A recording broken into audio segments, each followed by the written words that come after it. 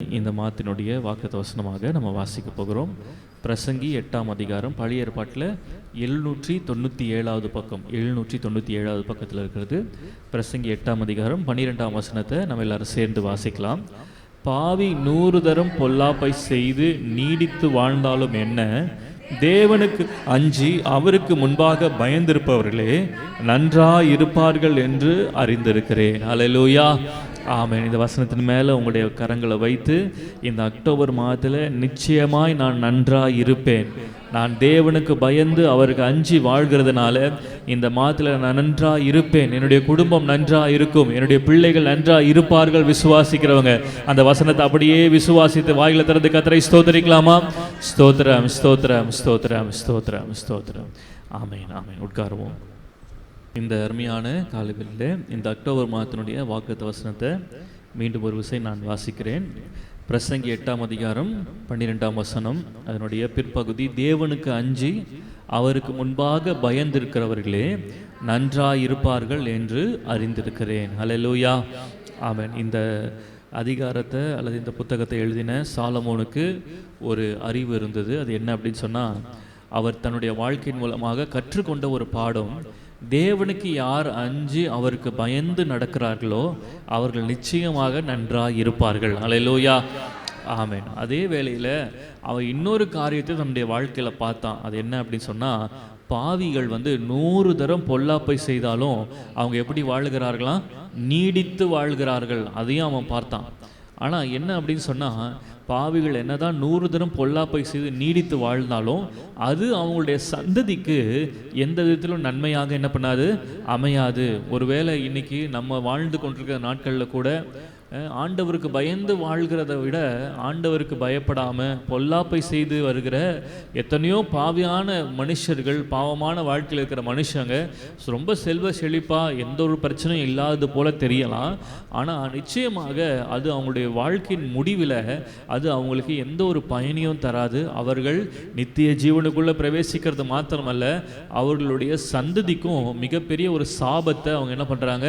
சேர்த்து வைத்து போகிறார்கள். ஆனால் இன்றைக்கு கர்த்தரை அறிந்த, கர்த்தரை சேவிக்கிற, கர்த்தரை சொந்த ஜனமாக பெற்ற நாம் அவரை நம்பி இருக்கிறபடினால, அவருக்கு அஞ்சி அவருக்கு பயந்து வாழ்கிறதுனால ஆண்டவர் சொல்லுகிறார், இந்த அக்டோபர் மாதத்தில் நாம் எல்லாரும் நன்றாக இருக்க போகிறோம். அல்லேலூயா, ஆமென். 9 மாதமாக நம்ம எப்படி இருந்தோம் என்பது நமக்கு பொருட்டல்ல. ஒருவேளை இந்த 9 மாதமாக நம்முடைய வாழ்க்கையில் எதுவுமே நல்லா இல்லாமல் இருந்திருக்கலாம். ஆனால் இந்த 10வது மாதத்தில் கர்த்தர் எல்லாவற்றையும் நன்றாக நமக்கு செய்து முடிக்க போகிறார். அல்லேலூயா, ஆமென். ஆகவே அந்த கர்த்தர் நம்முடைய வாழ்க்கையை இந்த மாதத்தில் நன்றாக இருக்க செய்ய வேண்டும் அப்படி சொன்னால் அதுக்கு ஒரு கண்டிஷன் கொடுத்துருக்கிறார். என்ன அப்படி சொன்னால், தேவனுக்கு அஞ்சு கர்த்தருக்கு பயப்படுகிறவர்கள் தான் நன்றாக இருப்பார்கள். அல்லேலூயா, ஆமென். அப்போ இந்த தேவனுக்கு அஞ்சு கர்த்தருக்கு பயப்படுகிறதுனா என்ன அப்படின்னு சொன்னால், ஒரு ஆண்டவரை பார்த்து நடுங்கி பயப்படுகிற அந்த அனுபவம் கிடையாது. வேதம் தேவனுக்கு பயப்படுகிறதுனா என்ன அப்படின்னு சொல்லுகிறது அப்படின்னு சொன்னால், நீதிமொழிகள் புஸ்தகம் 8ஆம் அதிகாரம் 13ஆம் வசனத்தை யாராவது ஒரு வாசிக்கலாம். நீதிமொழிகள் 8ஆம் அதிகாரம் 13ஆம் வசனம். தீமையை வெறுப்பதே கர்த்தருக்கு பயப்படும் பயம், பெருமையும் அகந்தையும் தீய வழியையும் புரட்டு வாயையும் நான் வெறுக்கிறேன். அல்லேலூயா. அப்போ கர்த்தருக்கு பயப்படுகிறதுனா என்ன அப்படின்னு சொன்னால், இங்கே வசனம் சொல்லுது, தீமையை வெறுக்கிறது தான் என்னது? கர்த்தருக்கு பயப்படுகிற பயம். அல்லேலூயா, ஆமென். அந்த தீமையில் ஒரு சில காரியங்களில் சொல்லப்பட்டிருக்குது பாருங்க. பெருமை, அகந்தை, தீய வழி, புரட்டு வாய். அல்லேலூயா, ஆமென். முதல்ல நம்ம இருதயத்தில் பெருமை இருக்கக்கூடாது. 2வது அகந்தையாக என்ன பண்ணக்கூடாது? நடக்கக்கூடாது. 3வது தீய வழியில் போகக்கூடாது. 4வது புரட்டு வாய். புரட்டு வாய்னா என்னது? மாற்றி மாற்றி பேசுறது இல்லையா? இது கூட ஆண்டவர் பார்வையில் என்னதான்? தீமை. இப்படிப்பட்ட காரியங்கள்லாம் விட்டு விடுங்கன்னு சொல்கிறத விட வெறுத்து விடுங்கள்னு சொல்கிறார். அல்லேலூயா, ஆமென்.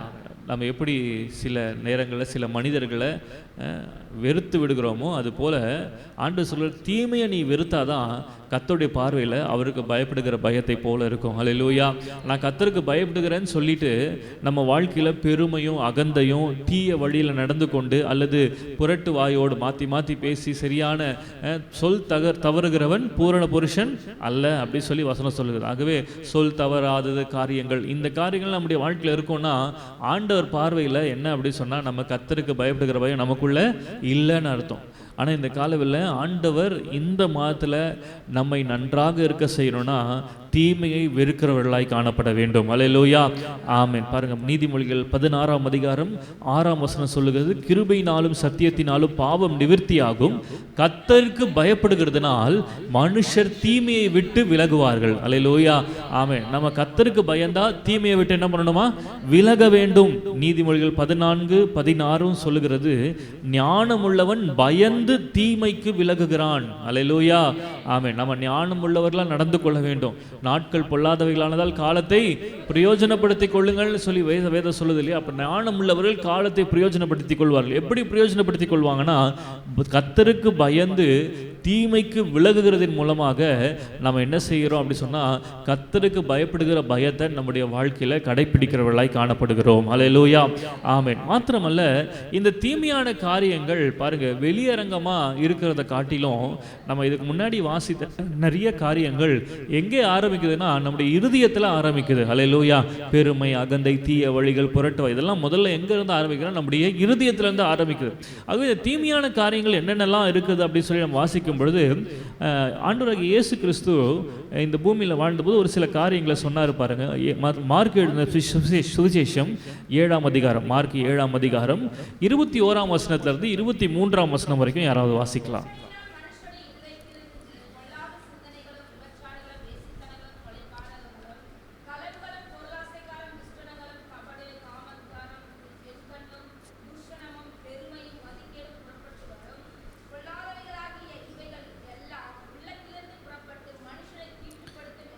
ஆமென், அல்லேலூயா. பாருங்க, இங்க ஆண்டவராகிய இயேசு கிறிஸ்து சொல்லுகிறார், ஒரு மனுஷனுடைய இருதயத்துக்குள்ளிருந்து பொல்லாத சிந்தனைகள், பொல்லாத சிந்தனைகள் அப்படின்னா ஆங்கிலத்தில் ஈவில் தாட்ஸ்ன்னு போட்டிருக்கு. ஆங்கிலத்தில் டு ஹேட் ஈவில், கர்த்தருக்கு பயப்படுகிறான்னா ஹேட் ஈவில், அல்லது பொல்லாத காரியங்களை நீங்கள் என்ன பண்ணுங்க? வெறுத்து விடுங்கள்னு அர்த்தம். அப்போ இங்கே பொல்லாத சிந்தனைகள்னா ஈவில் தாட்ஸ்ன்னு போட்டிருக்கு. அப்போ பாருங்க, கர்த்தருக்கு பயப்படுகிற பயம் முதல்ல எங்கே ஆரம்பிக்குதுன்னா, கெட்ட எண்ணங்கள்ல இருந்து தான் என்ன பண்ணுது? கர்த்தருக்கு பயப்படாத காரியங்கள், கர்த்தருக்கு பயப்படாமல் இருக்குது எங்கே ஆரம்பிக்குது? கெட்ட எண்ணங்கள் இருந்தார். அப்போ நல்ல எண்ணங்கள் உண்டாச்சு அப்படின்னு சொன்னால் நம்ம எப்படி ஆண்டவர் பார்வையில் எப்படி இருக்கிறோம்? கர்த்தருக்கு பயப்படுகிறவர்களாக இருக்கிறோம். அப்போ பொல்லாத சிந்தனைகள்னு போட்டிருக்கு. ரெண்டாவது, விபச்சாரங்கள், வேசித்தனங்கள், கொலை பாதகங்கள், களவுகள், பொருள் ஆசைகள், துஷ்டத்தனங்கள், கபடு, காமவிகாரம், வன்கண், தூஷணம், பெருமை, மதிக்கேடு புறப்பட்டு வரும். இதெல்லாம் எங்கேருந்து புறப்பட்டு வருதான்? ஒரு மனிதனுடைய இருதயத்திலிருந்து புறப்பட்டு வருகிறது. ஆகவே சொல்கிற பொல்லாங்கனாகிய இவைகளை எல்லாம், பொல்லாங்கனானவைகள் இவைகளை எல்லாம் உள்ளத்திலிருந்து புறப்பட்டு மனுஷனை தீட்டுப்படுத்தும். அல்லேலூயா, ஆமென். பாருங்க, இந்த காரியங்கள்லாம் நம்ம இருதயத்திலிருந்து வந்துச்சுன்னா ஒரு மனுஷன் என்ன பண்ணுதான்? தீட்டுப்படுது. ஆகவே இந்த காரியங்கள் நம்முடைய வாழ்க்கையில இருந்து நம்ம வெறுத்து விடுவோம் அப்படின்னு சொன்னா கர்த்தருக்கு பயப்படுகிறவர்களாய் நம்ம காணப்படுகிறவர்களாய் இருக்கிறோம். அல்லேலூயா, ஆமென். எரேமியா சொல்லுகிறார் 17:9, எல்லாவற்றை பார்க்கிலும் இருதயமே திருக்குள்ளதும் மகா கேடுள்ளதுமா இருக்கிறது அப்படின்னு சொல்லி சொல்கிறார். ஆகவே நம்முடைய இருதயத்தை சுத்திகரித்து கொள்ளும் போது நம்ம கர்த்தருக்கு பயப்படுகிறவர்களாய் காணப்படுகிறோம். அல்லேலூயா. இன்னொரு வார்த்தையில சொல்லணும் அப்படி சொன்னா, இருதயத்துக்குள்ள என்ன இருக்குதுன்றது நமக்கு மாத்திரம் தான் தெரியும், மற்றவங்களுக்கு தெரியாது. அப்ப நான் கர்த்தருக்கு பயப்படுகிறேன்னா பயப்படலையான்றது நான் வெளியே செய்யற எந்த காரியத்தின் மூலமாகவும் என்னால் நிரூபிக்க முடியாது. ஆனா உள்ளுக்குள்ள நான் எப்படி இருக்கிறேனோ அதை தான் கர்த்தர் பார்க்கிறார். அல்லேலூயா. மனுஷன் முகத்தை பார்ப்பான், தேவனோ நம்முடைய இருதயத்தை பார்க்கிறார். அப்ப இந்த மாசம் நம்ம நல்லா இருக்கணும் அப்படின்னு சொன்னா மனுஷன் நடிக்கிறத விட்டுறலாம். சும்மா மற்றவங்களுக்கு முன்னாடி நல்லவன மாதிரியோ அல்லது பரிசுத்தவான் மாதிரியோ நடிக்கிறத விட்டுட்டு இருதயத்தை தனிப்பட்ட முறையில் ஆராய்ந்து பார்க்கணும். ஆண்டவரே, இன்னைக்கு உமக்கு பிரியமில்லாத காரியத்தை நான் ஏதாவது செஞ்சேனா, ஏதாவது பெருமையான காரியங்கள், அகந்தையான காரியங்கள், தீமையான எண்ணங்கள், பொல்லாத எண்ணங்கள் எனக்குள்ள வந்துதான் இன்னைக்கு நம்முடைய சமூகத்தை கர்த்தாவே நான் அறிக்கை செய்து விட்டு விடுகிறேன், இதை நான் வெறுத்து விடுகிறேன். இப்படிப்பட்ட காரியங்கள் இருதயத்தை என்ன பண்ணக்கூடாது? தோன்றக்கூடாது ஆண்டவரே அப்படின்னு சொல்லி ஆண்டவருடைய சமூகத்தில் நம்ம அதை அறிக்கை செய்து விட்டு வெறுத்து விடும் போதுதான் நம்ம கர்த்தருக்கு பயப்படுகிறவர்களா இருக்கிறோம். நம்ம அதை வெறுத்து விடும் போதே நம்ம கர்த்தர் சொல்றாரு, நீங்க எப்படி இருப்பீங்க? நல்லா இருப்பீங்க. அல்லேலூயா, ஆமென். வெறுப்பு வரணும், ஒரு சில காரியங்களை குறித்து வெறுப்பு வரணும், தீமையான காரியங்கள் மேல என்ன வரணும்? வெறுப்பு வரணும். ஆண்டவர் அந்த வெறுப்பு வர உதவி செய்வார். அல்லேலூயா.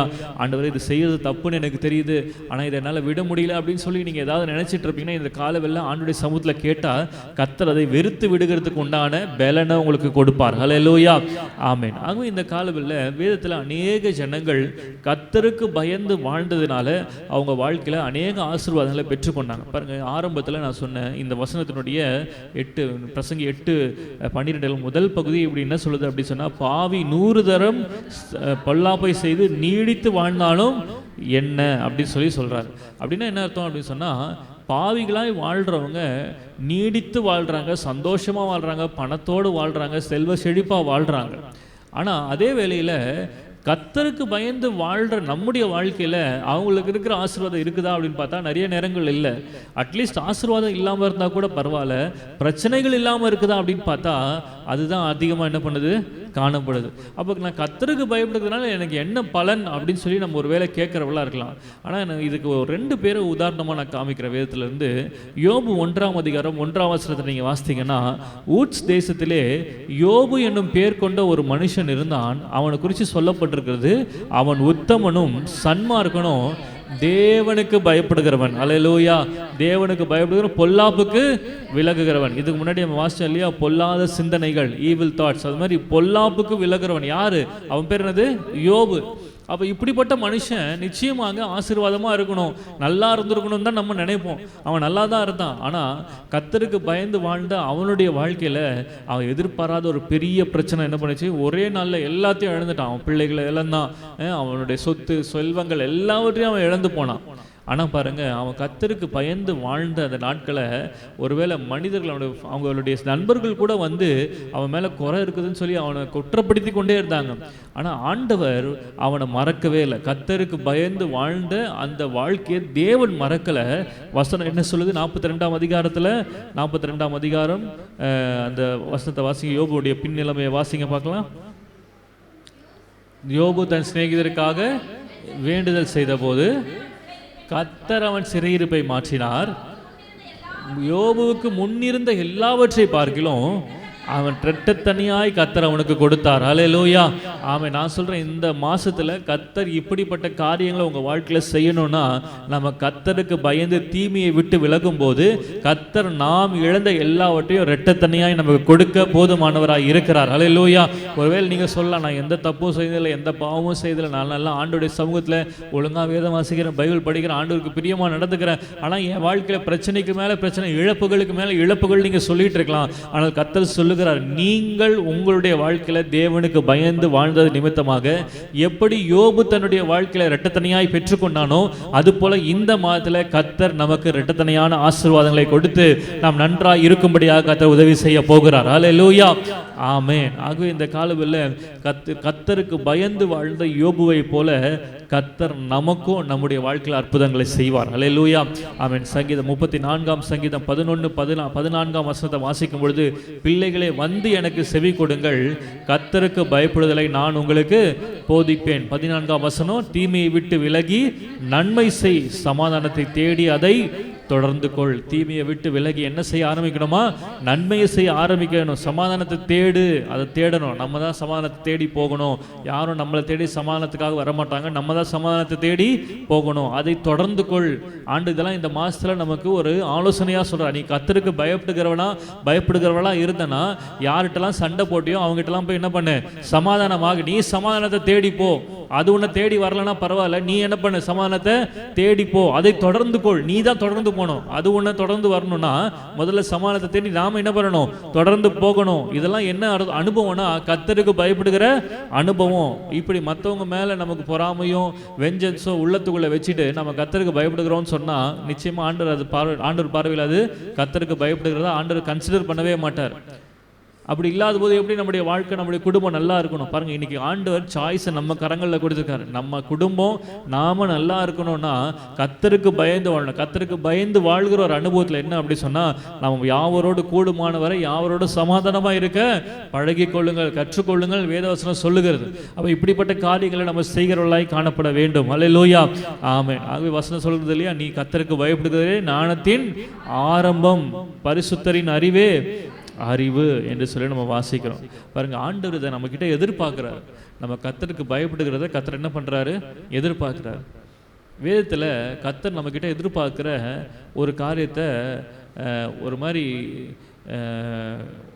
கெஞ்சுற மாதிரி ஒரு வசனத்தை நான் படித்தேன். என்ன வசனம் அப்படி சொன்னால், உபாகமம் 10ஆம் அதிகாரம் 12ஆம் வசனத்தையும் 13ஆம் வசனத்தையும் நான் வாசிக்கிறேன். உபாகமம் 10ஆம் அதிகாரம் 12, 13. இப்பொழுது இஸ்ரவேலே, நீ உன் தேவனாகிய கர்த்தருக்கு பயந்து அவர் வழிகளில் எல்லாம் நடந்து அவரிடத்தில் அன்பு கூர்ந்து உன் முழு இருதயத்தோடும் உன் முழு ஆத்மாவோடும் உன் தேவனாகிய கர்த்தரை சேவித்து நான் இன்று உனக்கு கற்பிக்கிற கர்த்தருடைய கற்பனைகளையும் அவருடைய கட்டளைகளையும் உனக்கு நன்மை உண்டாகும்படிக்கு கை கொள்ள வேண்டும் என்பதை அல்லாமல் வேறு எதை உன் தேவனாகிய கர்த்தர் உன்னிடத்தில் கேட்கிறார். அல்லேலூயா. பாருங்க, ஆண்டவர் சொல்றார், நான் உன்கிட்ட வேற என்னப்பா கேட்குறேன், நான் கேட்குறதெல்லாம் ஒன்றே ஒன்று, கர்த்தருக்கு பயந்து என் கற்பனைகளையும் என் கட்டளைகளையும் கைக்கொள். எதுக்காக நீ கைக்கொள்ளுன்னு சொல்கிறேன்னா, உனக்கு நன்மை உண்டாகும்படி. இன்னொரு வார்த்தையில் சொல்கிறேன், நீ நல்லா இருக்கணுன்றதுக்காக தான் கர்த்தருக்கு பயந்து நட நான் என்ன பண்ணுறேன் சொல்கிறேன். வேறு எதை உன்னை செய்ய சொல்கிறேன், வேறு என்ன உன்னை செய்ய சொல்கிறேன்? ஒருவேளை மற்ற மதத்தினரை போல மற்ற மார்க்கத்தினரை போல கால்நடையாக இவ்வளோ தூரம் நடக்கணும்னு சொல்கிறேன்னா, அல்லது ஒரு குறிப்பிட்ட மாதத்தில் இந்த சாப்பாடை சாப்பிடாம எனக்காக விரதம் இரு, எனக்காக மாலை போடு, எனக்காக பாத யாத்திரை செய், இப்படிலாம் சொல்றேனா? இல்லையே. வேற என்ன செய்ய சொல்றேனா? தீமையை வெறுத்து விடு. அதுதான் கர்த்தருக்கு பயப்படுகிற பயம். நீ என்னிடத்துல அன்பு கூர்ந்து தீமையை வெறுத்து எனக்கு பயந்து நடந்தனா அதனால உன் வாழ்க்கைக்கு நன்மை உண்டாகும். இதை தானே நான் உங்ககிட்ட எதிர்பார்க்கிறேன், வேற எதை எதிர்பார்க்கிறேன் அப்படின்னு சொல்லி ஆண்டவர் அங்கலாய்ப்போடு கூட கேட்கிறார். ஹல்லேலூயா. அவன் இந்த காலவெல்ல ஆண்டவர் அந்த வார்த்தைகளை கொண்டு நம்மோடு கூட இடைப்படுவார். ஆண்டவரே, இன்னைக்கு ஒருவேளை ஏதோ ஒரு சில காரியங்களை உங்களுக்கு பயப்படாதவனா இருப்பேன் அப்படின்னு சொன்னா, இருந்திருப்பேன் அப்படின்னு சொன்னா, இன்னைக்கு நான் என்னை ஒப்பு கொடுக்கிறேன். ஆண்டவரே, நான் கர்த்தருக்கு பயப்படுகிறனாய் வாழ்ந்தால் நிச்சயம் எனக்கு தெரியும், இந்த மாதம் முதற்கொண்டு நானும் என் குடும்பமும் நாங்கள் நன்றாய் இருப்போம். கர்த்தர் என்னுடைய வாழ்க்கையில் நன்மையான காரியங்களை செய்வார். ஹல்லேலூயா. ஆமென். ஆகவே பாருங்க, நம்ம வாசிக்கிறது போல நம்ம அப்படி இருக்கும்போது நிச்சயமாக கர்த்தருடைய வசனம் சொல்லுகிறது போல நம்முடைய வாழ்க்கையில பொல்லாத வழிகளை விட்டு விலகி கர்த்தருக்கு அஞ்சி அவருக்கு பயந்து நடக்கும்போது நன்றாய் இருப்போம் என்கிறதை நம்ம அறிந்திருக்க வேண்டும். ஹல்லேலூயா. ஆமென். மாத்திரமல்ல, இந்த நன்றாய் இருப்போம் என்ற வார்த்தை இன்னொரு வார்த்தையில சொல்லணும்னா, நன்மை உண்டாக செய்வார். ஹல்லேலூயா. எனக்கு நன்மை உண்டாக செய்வார். கர்த்தர் எனக்கு என்னுடைய வாழ்க்கையில் நன்மையான காரியங்களை செய்வார். அதுதான் நல்லா இருக்கிற ஒரு அனுபவம். பாருங்க, ஏசாயா தீர்க்கதரிசன புஸ்தகத்தில் 3ஆம் அதிகாரத்தில் 10வது வசனத்தில் எப்படி சொல்லப்பட்டிருக்கிறது, உங்களுக்கு நன்மை உண்டாகும் என்று நீதிமான்களுக்கு சொல்லுங்கள். ஹல்லேலூயா. உங்களுக்கு என்ன உண்டாகும்? நன்மை உண்டாகும் அப்படின்னு என்ன பண்ணணுமா? நீதிமான்களுக்கு சொல்லுங்கள். பாருங்க, முதல்ல யார் நீதிமான்னா, நாம தான் யாரு? நீதிமான். உங்க பக்கத்தில் இருக்கிற ஒவ்வொருத்தரும் யார் தான்? நீதிமான் தான். அப்ப வசனம் சொல்லுது, உங்களுக்கு நன்மை உண்டாகும். நீதிமானை பார்த்து என்ன பண்ணுங்க? சொல்லுங்க. அப்போ நான் நினைக்கிறேன், நம்ம ஒவ்வொரு முறையும் ஏதாவது ஒரு விசுவாசியை பார்க்கும்போது முதல்ல சொல்றது என்னது? ஸ்தோத்திரம் சொல்றோம். ஸ்தோத்திரம், கர்த்தருக்கு ஸ்தோத்திரம்னு சொல்றோம். ஆனால் அதோடு கூட இன்னொரு காரியத்தை சேர்த்து சொன்னால் நல்லா இருக்கும்னு நினைக்கிறேன். இங்கே வசனம் சொல்லுது, உங்களுக்கு என்ன உண்டாகும்? உங்களுக்கு நன்மை உண்டாகும்னு சொல்லுங்க. இன்னொரு வார்த்தை சொல்ல, நீங்கள் நல்லா இருப்பீங்க. இந்த மாத வாக்கத்தை வசனம் அதுதான். நீங்கள் கர்த்தருக்கு பயந்து வாழ்கிறவங்க நன்றாக இருப்பார்கள் அறிந்திருக்கிறேன்னா, நீங்கள் எப்போல்லாம் மற்ற விசுவாசிகளை பார்க்குறீங்களோ அவங்கள பார்த்து தைரியமாக சொல்லுங்கள், நீங்கள் நல்லா இருப்பீங்க, உங்களுக்கு நன்மை உண்டாகும், உங்களுக்கு நன்மை உண்டாகும். வாய்களை திறந்து ஒவ்வொரு நாளும் நீங்கள் உங்களை பார்த்து அறிக்கை செய்யுங்க. உங்கள் காது கேட்கட்டும். முதலாவது நீங்கள் சொல்கிறத உங்கள் காது கேட்கட்டும். காலைல எழுந்த உடனே ஒரு 100 முறையாவது சொல்லுங்கள், எனக்கு இந்த மாதத்தில் கர்த்தர் நன்மை உண்டாக செய்வார், எனக்கு நன்மை உண்டாகும், எனக்கு நன்மை உண்டாகும்னு சொல்லி உங்கள் காது முதல்ல என்ன பண்ணட்டும்? கேட்கட்டும். அந்த வார்த்தையை உங்கள் இருதயத்துக்குள்ளே நீங்கள் அதை அப்படியே பதித்து விடுவீங்கன்னா, நிச்சயமாக நான் சொல்கிறேன், இந்த மாதத்தில் நீங்கள் எதிர்பார்த்திராத நன்மைகளை நீங்கள் உங்களுடைய வாழ்க்கையில் பெற்றுக்கொள்வீர்கள். அல்லேலூயா. ஆமென். சங்கீதம் 58:11 வாசிக்கிறோம், நீ மெய்யாய் நீதிமான்களுக்கு பலன் உண்டு என்றும் மெய்யாய் பூமியிலே நியாயம் செய்கிற தேவன் உண்டு என்றும் மனுஷன் சொல்லுவான். அல்லேலூயா. மனுஷனா இருந்தா என்ன சொல்லணுமா? நீதிமானுக்கு பலன் உண்டு. அல்லேலூயா. ஆமென். கர்த்தர் நன்றா இருப்பீங்கன்னா கர்த்தர் எப்படி நம்மளை நல்லா வச்சுப்பாருன்னா, ஒரு பலனை கொடுத்து கர்த்தர் நம்ம நல்லா வச்சுப்பாராம். அல்லேலூயா. இந்த மாசத்துல ஏதோ ஒரு பலனை கர்த்தர் உங்களுக்கு கொடுக்க போறார். எத்தனை பேர் விசுவாசிக்கிறீங்க?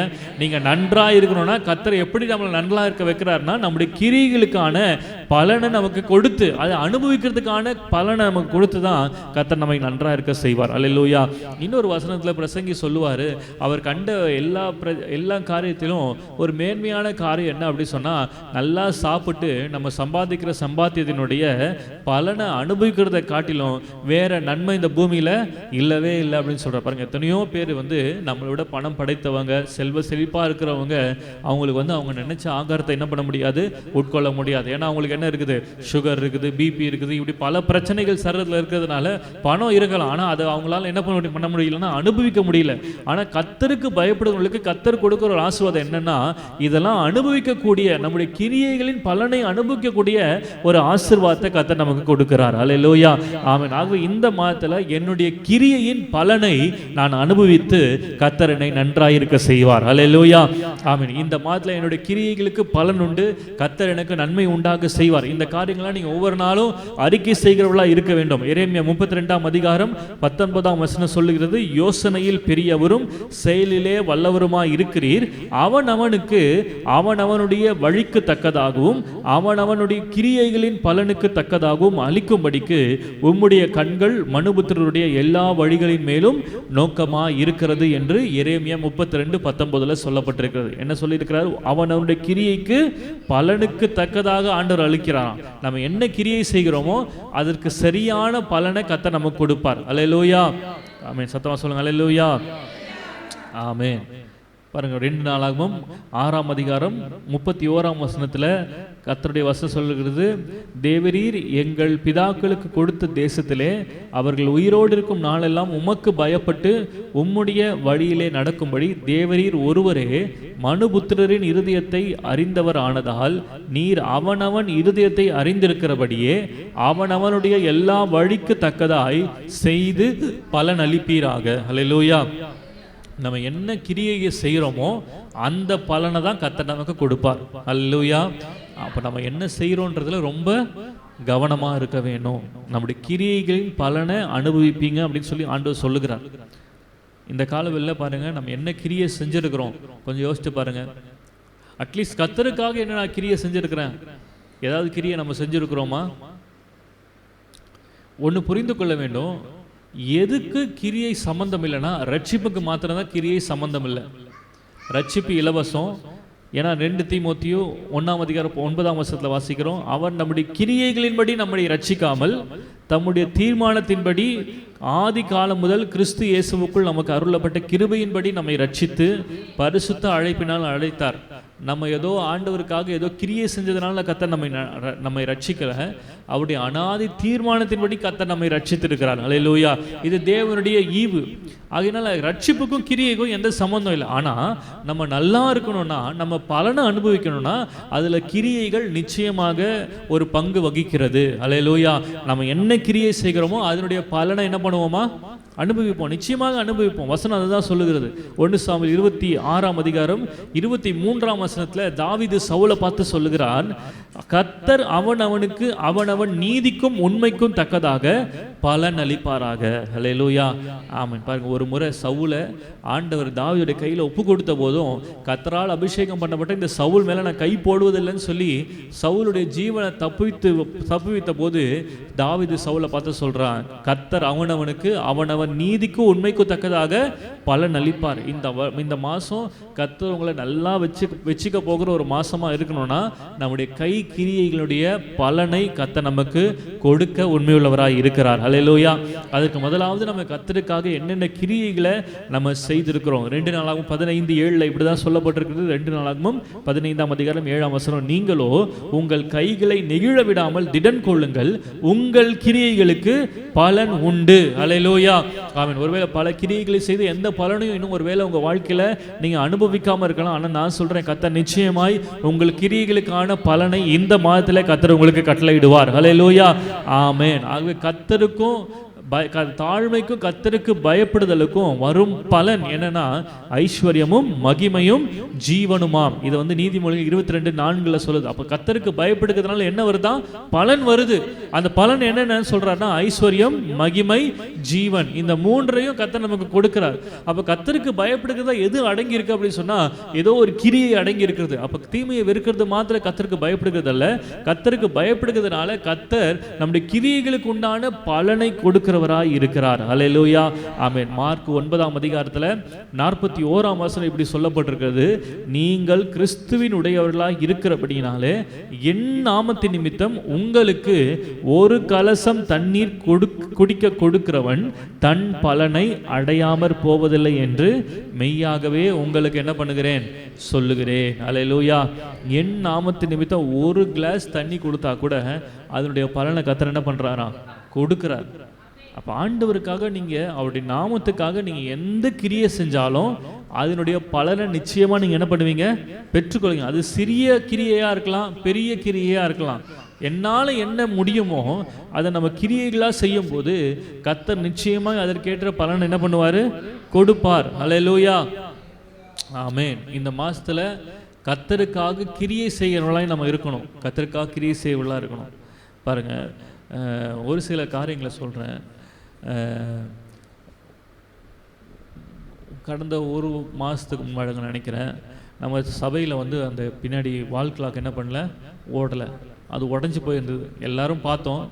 ஆனால் யாருக்குமே அது புது ஒரு கிளாக் வாங்கி கொடுக்கணும் என்ன பண்ணல, தோணலை. ஆனால் அங்கே பின்னாடி உட்காந்துருக்கிற சிஸ்டர் ரெபேக்காக அவங்களுக்கு மட்டும் என்ன பண்ணுது, தோணுச்சு.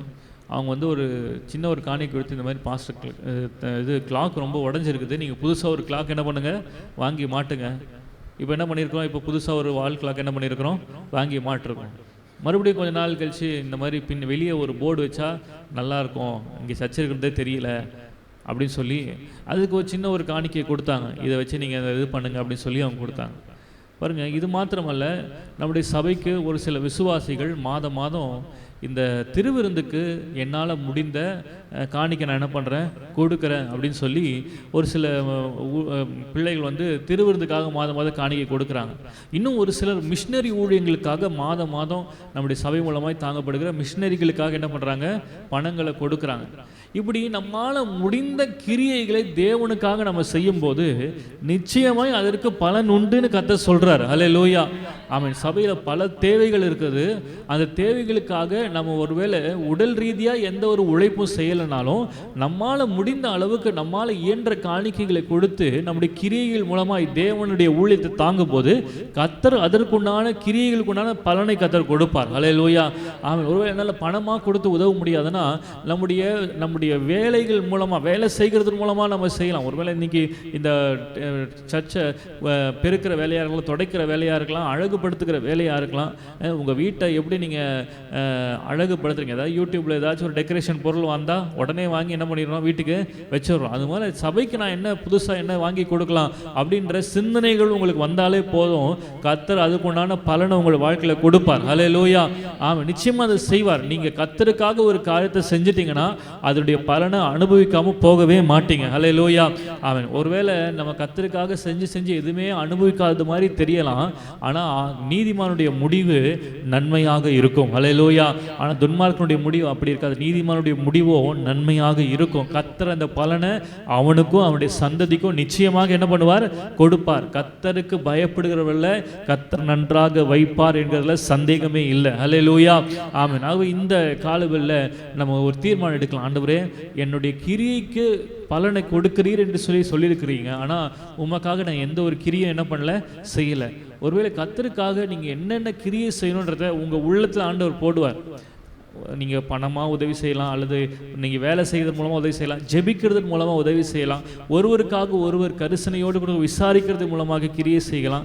ஏதோ ஒரு காரியத்தில் சுவிசேஷம் செய்கிறது மூலமாக, சொல்கிறது மூலமாகவோ, அல்லது ஏதோ ஒரு காரியத்தை நீங்கள் கர்த்தருடைய நாமத்து நிமித்தம் நீங்கள் செஞ்சு பாருங்கள்.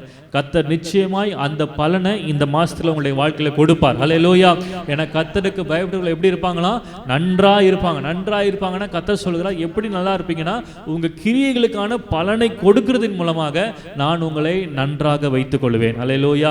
இன்னொரு பலனும் இருக்குது. என்ன பலன்னா, பிள்ளைகள் கர்த்தரால் வரும் சுதந்திர, கர்ப்பத்தின் கனி அவரால் கிடைக்கும் பலன். நான் சொல்றேன், இன்னைக்கு இந்த காலவெல்ல யார் யாருடைய வாழ்க்கையில நீங்க கர்ப்பத்தின் கனிக்காக நீங்க காத்து கொண்டிருக்கிறீங்களோ, இந்த மாசத்துல கர்த்தர் சொல்லியிருக்கிறார், கர்த்தருக்கு பயப்படுவர்கள் நன்றாக இருப்பாங்கன்னா கர்த்தர் ஒரு பலனை கொடுத்து நல்லா இருக்க செய்ய போகிறார். கர்த்தர் நம்முடைய வாழ்க்கையில, நம்முடைய குடும்பங்கள்ல யார் யாரெல்லாம் கர்ப்பத்தின் கனிக்காக காத்து கொண்டிருக்கிறார்களோ கர்த்தர் அவர்களுக்கு அந்த பலனை கொடுத்து அவளை ஆசீர்வதிப்பார். ஹல்லேலூயா, ஆமென். அன்று அவருடைய தீர்மானத்தின்படி அழைக்கப்பட்டவர்களாய் தேவனிடத்தில் அன்பு கூறுவர்களுக்கு சகலமும் நன்மைக்கு ஏதுவாக நடக்கிறது. எல்லாம் நன்றாக இருக்கும்படியாக, நன்மைனா நன்றாக இருக்கிறதுன்னு அர்த்தம், நன்மைக்கு ஏதுவாக நடந்து கொண்டிருக்கு. ஒருவேளை தீமையான காரியத்தை போல தெரியலாம், தாமதமாகிறது போல தெரியலாம், ஆனால் நாம் அவரிடத்தில் அன்பு கூறுகிறபடினால, அவருக்கு பயந்து இருக்கிறபடினால அதினதின் காலத்தில் எல்லாவற்றையும் அவர் நேர்த்தியாய் செய்து முடிப்பார். ஹல்லேலூயா, ஆமென்.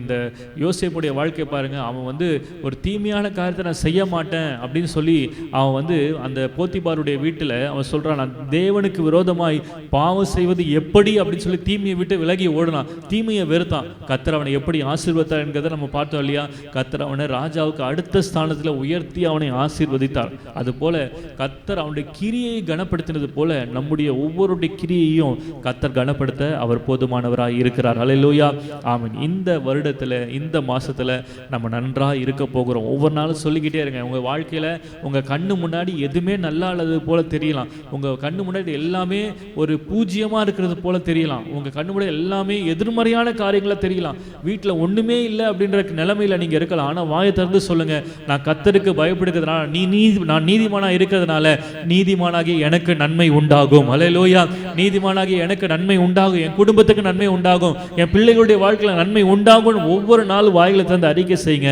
கர்த்தர் நிச்சயமாய் நம்முடைய கிரியைகளுக்கான பலனை கர்த்தர் கொடுக்க அவர் போதுமானவராய் இருக்கிறார். ஹல்லேலூயா.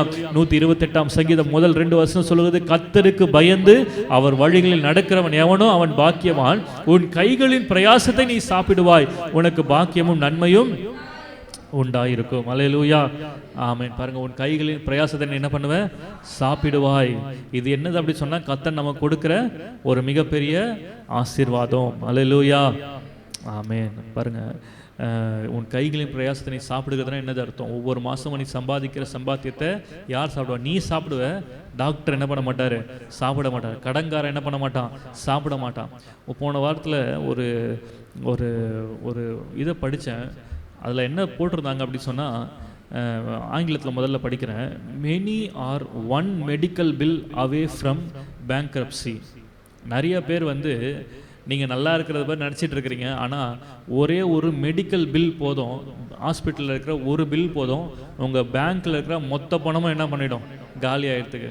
பாருங்கள், கர்த்தர்லாம் அதில் அந்த ஒரு பில்லேருந்து நம்மளை பாதுகாத்து வச்சிருக்கிறார். Hallelujah, one bill away from bankruptcy. நிச்சயமாக அது உண்மைங்க, நிச்சயமாக அது உண்மை. நீங்கள் ஏதாவது பிரச்சனைன்னு போய் ஹாஸ்பிட்டல் அட்மிட் பண்ணி பாருங்கள்.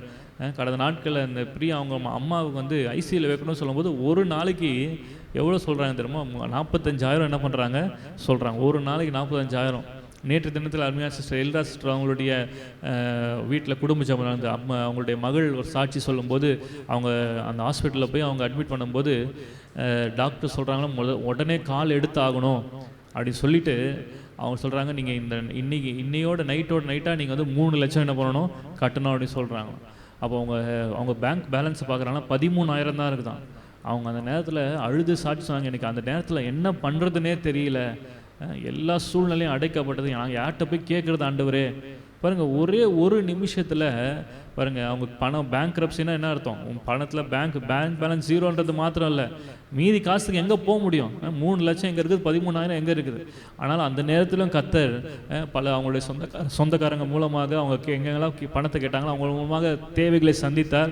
அவங்க சொன்னாங்க, ஒரு 5 லட்சத்தில் கிட்டத்தட்ட 1.5 லட்சம் தான் நாங்கள் திருப்பி கட்டுற மாதிரி இருந்தது, மற்ற எல்லாம் கொடுத்து எல்லாமே நீங்கள் திருப்பி கொடுக்க வேணாம் என்ன பண்ணிட்டாங்க சொல்லிட்டாங்க அப்படின்னு சொல்லி சொன்னாங்க. ஹல்லேலூயா, இதுதான் என்னென்னா கர்த்தருக்கு பயப்படுவர்களுக்கு கர்த்தர் செய்கிற பலன். ஹல்லேலூயா, ஆமென். இன்னைக்கு கர்த்தர் அப்படிப்பட்ட காரியங்கள் நம்ம வாழ்க்கையில் செய்து இருக்கிறபடினால தான் இன்னைக்கு நம்ம ஜீவனோடு கூட உயிரோடு கூட இன்னைக்கு சமாதானமாக இந்த பூமியில் வாழ்ந்து கொண்டிருக்கிறோம். ஹல்லேலூயா, நம்ம கைகளின் பிரயாசத்தை நம்ம சாப்பிடுகிறது கர்த்தருக்கு பயப்படுவர்களுக்கு கர்த்தர் கொடுக்கிற ஒரு பலன். ஹல்லேலூயா, ஆமென். ஆகவே இந்த காலவெல்ல மீண்டும் ஒரு விஷயம் நம்மளை வந்து அர்ப்பணிக்கலாம், பிரதிஷ்டை செய்யலாம். ஆண்டவரே, இது வரைக்கும் தீமையான காரியத்தை நான் வெறுக்காமல் இருந்திருக்கிறேன், உமக்கு நீர் வெறுக்கிற காரியத்தை ஒருவேளை வெறுக்காமல் இந்த 9 மாசமாக ஏதாவது ஒரு காரியம் என் உள்ளத்தில் இருக்குன்னா இன்னைக்கு நான் என்னை அர்ப்பணிக்கிறேன்னு சொல்லி கடந்து போய் பாருங்க. கர்த்தர் நிச்சயமாய் உங்க வாழ்க்கையில இந்த மாசத்துல நீங்க நிச்சயமாய் நன்றாய் இருப்பீர்கள். ஹல்லேலூயா, உங்களுக்கு கர்த்தர் நன்மை உண்டாக செய்வார். ஹல்லேலூயா, ஆமென். கர்த்தர் இந்த வார்த்தையின்படி நம்மை ஆஸ்வதிக்கும்படியாக இந்த வார்த்தைகளுக்கு நம்மை அர்ப்பணிக்கலாம். எல்லாரும் இருக்கிற இடங்களில் முழங்கால் படிட்டு கர்த்தரை நோக்கி பார்க்கலாம்.